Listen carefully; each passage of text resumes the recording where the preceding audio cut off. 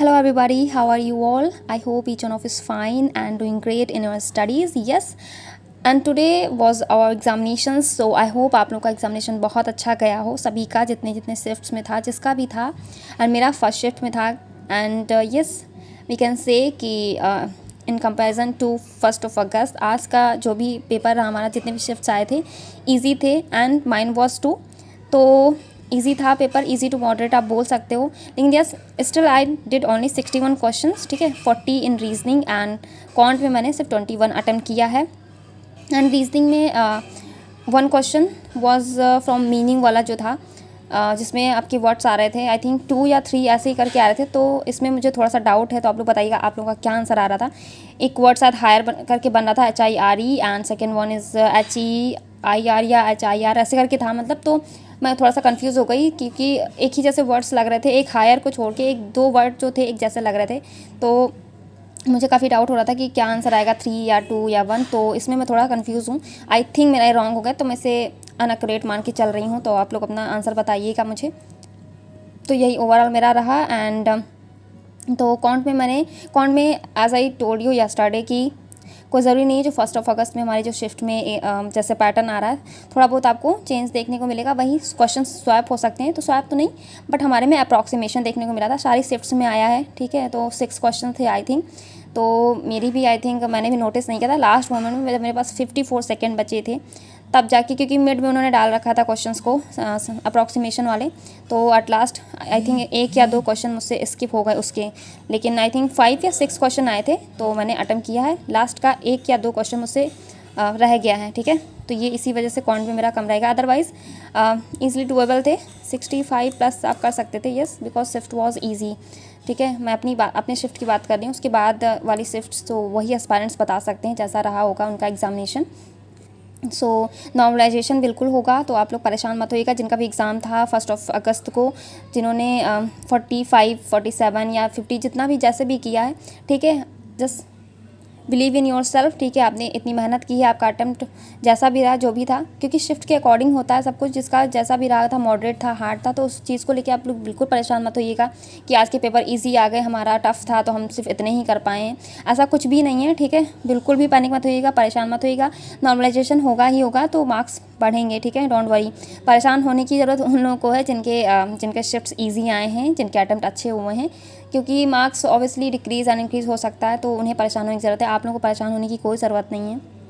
सो मैंने अटैम्प्ट तो किया है, आई एम नॉट सेटिस्फाइड, ठीक है। एग्ज़ाम तो ठीक गया मेरा, लेकिन वही है, बस नॉर्मलाइजेशन से मुझे भी डर लग रहा है, क्योंकि मैं ये फेस कर चुकी हूँ, ठीक है। अभी काफ़ी लोग ये भी बोलेंगे कि ऐसा पेपर गया फिर भी आप ऐसा बोल रहे हो, बिकॉज मैंने IPS PO में लास्ट ईयर मैंने 85 क्वेश्चन किए थे, ठीक है, अच्छे से याद है मुझे, and I got only 62 marks, ठीक है। ये नॉर्मलाइजेशन का इफेक्ट था, क्योंकि पेपर बहुत ईजी आया था मेरे शिफ्ट में, एंड कुछ शिफ्ट्स टफ रही थी, तो इसीलिए आप देख सकते हैं कितना मार्जिन उन्होंने रखा था, 62।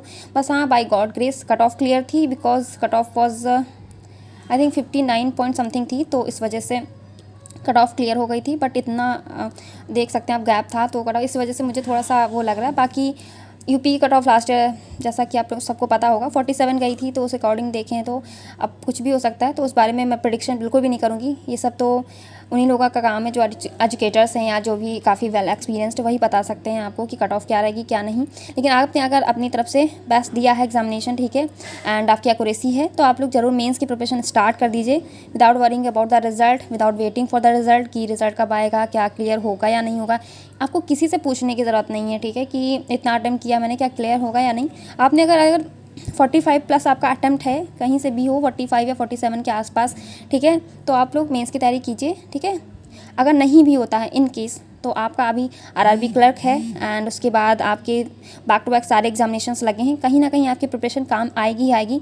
ऐसा नहीं कि प्रीलिम्स ओवर होने के बाद, उसका रिजल्ट आउट होने के बाद आप मेंस की प्रिपरेशन करो, नो, नथिंग लाइक दैट। आपको साथ में प्रिपरेशन करनी है, मेंस की एंड प्री की बोथ, ठीक है। साथ में प्रिपरेशन आप करके चलोगे तभी आपका फाइनल जो रिजल्ट आएगा वही पॉजिटिव हो सकता है। अगर 1 बाय 1 करके चलेंगे तो हम कहीं ना कहीं डिफीट हो जाते हैं, फिर बाद में हमें फाइनल रिजल्ट में देखने को मिलता है, फिर हम वही डिसहार्टेंड होते हैं कि कैसे क्या हो गया। तो ये सब चीज़ें नहीं होनी चाहिए, साथ में लेके प्रिपरेशन चलिए, आप मेंस की प्रिपरेशन स्टार्ट कर दीजिए। एंड जिनका RRB क्लर्क का एग्ज़ाम है, ऑब्वियसली कल से स्टार्ट हो रहा है, बहुत से लोगों का एग्ज़ाम होगा, तो जो कमी आपसे RRB PO में रह गई, जो गलती आपने उसमें की है, सो मेक श्योर कि आप आरआरबी क्लर्क में कल वो गलतियाँ ना करें। लाइक अगर आप पैनिक हो गए हो, किसी क्वेश्चन में स्टक हो गए हो या किसी क्वेश्चन को ईगो में ले लिया हो, तो इस तरह की मिस्टेक्स आप रिपीट मत कीजिएगा वहाँ पे, ठीक है। आपको जो क्वेश्चन आते जा रहे हैं या आप कहीं मतलब कोई क्वेश्चन नहीं आ रहा, आप तुरंत उस क्वेश्चन को वहीं पे, ठीक है, वहीं पे उसे स्किप कर दीजिए, आगे बढ़िए, ठीक है। आगे बढ़ते जाइए। जो क्वेश्चंस आपके हाथ में आ रहे हैं, जो इजीली हो रहे हैं, डुएबल हैं, जंबर्ड फॉर्म के क्वेश्चंस पकड़िएगा and most scoring one liner questions ऐसे करके, क्योंकि आरआरबी क्लर्क का पेपर है तो आपका इजी ही रहेगा, तो उसकी वरी करने की कोई ज़रूरत नहीं है आपको। बस टाइम का इशू रहेगा, तो आपको टाइम को वहाँ पे बैलेंस करना है, उसका मैनेजमेंट इंपॉर्टेंट है। वहाँ पे क्वेश्चन पेपर आपका इजी रहेगा, ठीक है। थोड़ा सा हो सकता है ट्रिकी हो, बाकी आपका टफ नहीं रहने वाला है, इसलिए स्मार्टली वहाँ पे वर्क करिएगा, अच्छे से अपना पेपर अटेम्प्ट कीजिएगा। प्लीज़ परेशान और घबराइएगा तो बिल्कुल भी नहीं, अच्छे से अटेम्प्ट कीजिएगा अपना एग्ज़ाम, ठीक है। क्योंकि क्लर्क है तो ऑब्वियसली कट ऑफ मतलब हाई ही रहती है, तो कोशिश कीजिएगा मैक्सिमम अटेम्प्ट करने की एंड विथ एक्यूरेसी, ठीक है। बस पैनिक मत होइएगा, कैसा भी आए आपका एग्ज़ाम, कैसा भी रहता है, अपना बेस्ट परफॉर्म कीजिएगा कल के लिए जिनका भी एग्ज़ाम है। Wish you all the best, ठीक है। पॉजिटिव रहिएगा एंड कॉन्फिडेंट रहिएगा अपनी मेहनत पर और अपने ऊपर, ठीक है। बाकी किसी का कुछ सुनने की ज़रूरत नहीं है, आसपास सराउंडिंग में आपके क्या हो रहा है, कोई क्या बोल रहा है, ठीक है। No need to listen anyone. And yes, जिनको आंसर्स मैच करने उनके लिए मैंने चीटिंग नहीं की है। लास्ट में मेरे पास मोमेंट्स बचे, 2 मिनट बचा हुआ था एक्चुअली। वहाँ पे इन्विजिलेटर भी खड़े हुए थे, तो मैंने जिस पे रोल नंबर आपका रहता है, नेम वगैरह रहता है, वो उसके सबसे लास्ट में जो शीट रहती है वो मैंने निकाल के उसमें जल्दी जल्दी नोट कर लिया था कि पजल्स, स्पेशली हमें डाउट रहता है कि पजल हमने राइट बनाई या नहीं, कुछ जो ट्रिकी क्वेश्चन थे, तो मैंने वो नोट कर लिया जल्दी जल्दी में, इसीलिए हैंड राइटिंग मेरी बहुत ज़्यादा गंदी है, शायद आप लोग क्लियर भी नहीं दिख रहा होगा लाइक दिस। तो आप लोग मैच कर सकते हो और मुझे भी बता सकते हो अगर कहीं पे कोई मिस्टेक मैंने की हो, इसलिए मैंने राइट कर लिया है, क्योंकि लास्ट टाइम पे काफ़ी लोग एसबीआई क्लर्क में पूछ रहे थे। तो ये आई थिंक मेरी बॉक्स पेज या जो भी आपकी पजल थी ये वो है, ठीक है। तो आप देख लीजिएगा और मुझे भी बताइएगा ज़रूर। एंड ये हमारी मंथ बेस्ड है, तो इसमें हमारा आ रहा था 11 एंड 28 वाली जो थी BGDEACHE। And if we talk about state, तो फर्स्ट हमारा ऑस्ट्रेलिया है, Germany, then Maldives, then Nepal, France, China, Bhutan है ये, एंड देन सिंगापुर। यहाँ पे ये हमारी थी रो बेस्ड पजल जिसमें 14 मेंबर्स थे, तो ये हमारा आई थिंक नॉर्थ फेस था, ये साउथ था, तो इसमें आ रहा EBCFHGD एंड इस रो में VPTQRUS। तो ये हमारा डायग्राम है, ठीक है। एंड एक थी हमारी फ्लोर बेस, तो उसमें सबसे टॉप पे H था, UJFTVGSK, ठीक है। तो आप ये भी मैच कर लीजिएगा। एंड एक ये हमारा डिस्टेंस डायरेक्शन का था, तो आप देख लीजिएगा, मैंने इसमें जल्दी में मैंने वो नंबर्स नहीं लिखे हैं, आई थिंक 26 या 24 करके था, यहाँ पे 39 था, ऐसे करके था, तो वो जल्दबाजी में नहीं हुआ, ये लिखा भी है मैंने 26 यहाँ पे। तो यहाँ पे एक आंसर मुझे याद है, आई थिंक यहाँ पे H या E के बीच में डिस्टेंस कुछ यहाँ पे करके पूछा था, तो आपका 9, एक का 9 आ रहा था आंसर, नहीं सॉरी 9 नहीं, रॉन्ग 14 आ रहा था, ठीक है। 14 एंड वेस्ट, ठीक है, ये का आंसर आपका बन रहा था।